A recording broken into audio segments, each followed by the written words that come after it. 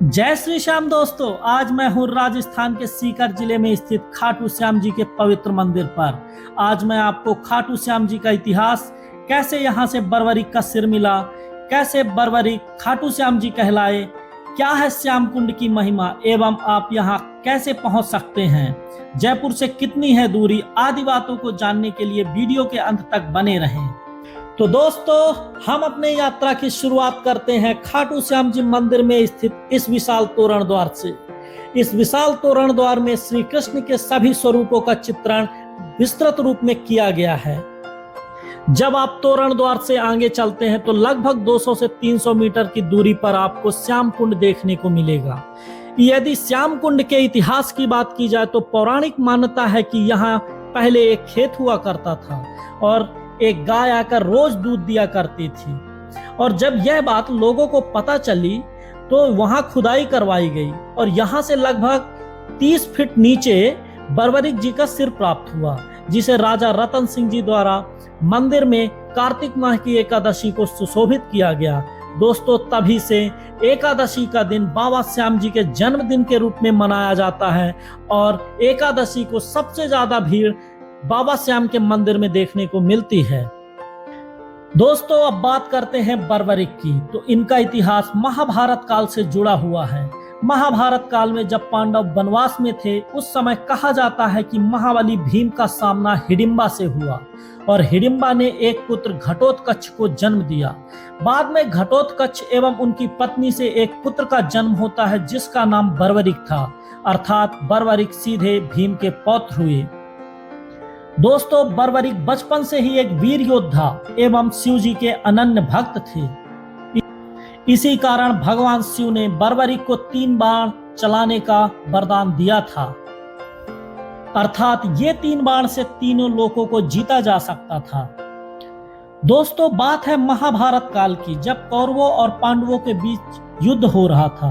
तब बर्बरीक भी युद्ध का हिस्सा होना चाहते थे और उन्होंने ये बात जब अपनी माँ को बताई तो उनकी माँ उनसे 2 वचन लेती हैं। पहला कि आप हारे का सहारा बनोगे और यदि आपसे कोई दान मांगता है तो आप मना नहीं कर सकते हैं। बर्बरीक अपने माँ के दोनों वचन को पूरी तरह निभाते हैं और विश्वास दिलाते हैं कि मैं आपका वचन कभी नहीं तोड़ूंगा। दोस्तों, बर्बरीक इतने वीर योद्धा थे कि वो अपने ही 3 बाण से पूरा का पूरा महाभारत खत्म कर सकते थे।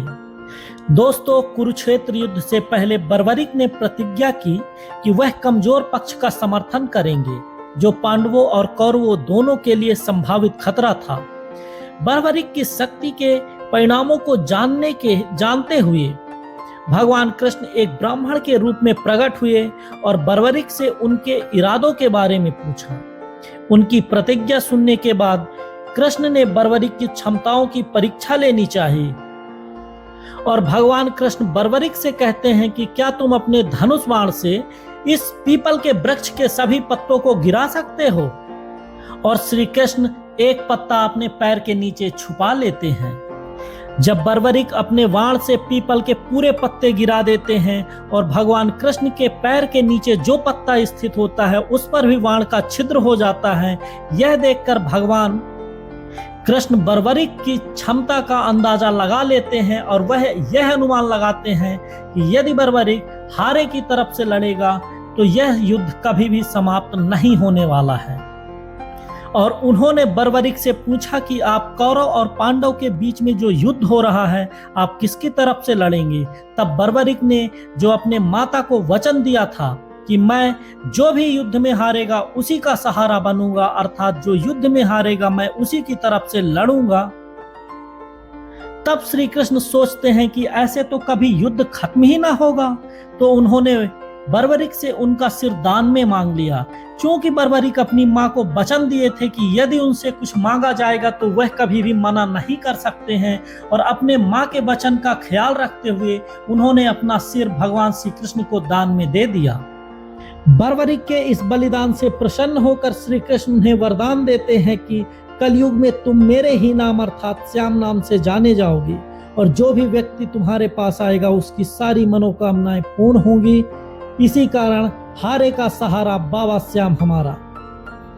दोस्तों, देश भर से लोग विशेषकर वार्षिक फागुन मेले में, जो कि बाबा श्याम की महिमा का उत्सव है, उस समय लोग लाखों की संख्या में यहाँ आते हैं।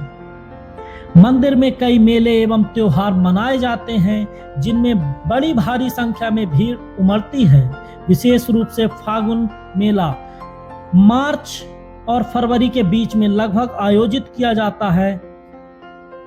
यहाँ आकर भक्त प्रार्थना करते हैं, भजन गाते हैं और मंदिर की रस्मों में भाग लेते हैं एवं श्याम बाबा के प्रति अपनी गहरी आस्था व्यक्त करते हैं। दोस्तों, महाभारत में अपनी उत्पत्ति और भगवान कृष्ण के साथ अपने गहरे संबंधों के साथ खाटू श्याम जी परम भक्ति और बलिदान का प्रतीक है। खाटू श्याम मंदिर विश्वास का एक प्रकाश स्तंभ बना हुआ है, जो लाखों भक्तों को आकर्षित करता है, जो श्याम बाबा की शक्ति और आशीर्वाद में विश्वास करते हैं। दोस्तों, यदि खाटू श्याम मंदिर आने की बात करूं तो यहाँ आप नियरेस्ट रेलवे स्टेशन जो कि रिंगस है, वहां से भी आ सकते हैं, या तो यहाँ का पास रेलवे स्टेशन जो कि बड़ा रेलवे स्टेशन कहा जाए, जयपुर जंक्शन में आप उतर करके आसानी से यहाँ रोडवेज के माध्यम से आ सकते हैं। जयपुर रेलवे स्टेशन से आपको सिंधी कैंप बस स्टैंड जाना पड़ेगा। सिंधी कैंप बस स्टैंड से आप राजस्थान परिवहन एवं प्राइवेट बस, दो में से किसी एक से आप आ सकते हैं। यदि आप राजस्थान परिवहन से आते हैं तो किराया लगभग 70 रुपए और प्राइवेट में लगभग ये 100 से 120 रुपए, डिपेंड करता है कि आप एसी में आ रहे हैं या नॉन एसी पर। तो दोस्तों, यह रही संक्षिप्त जानकारी खाटू श्याम जी मंदिर के बारे में। यदि वीडियो आपको अच्छा लगा हो तो लाइक एवं सब्सक्राइब जरूर करें। धन्यवाद। जय श्री श्याम।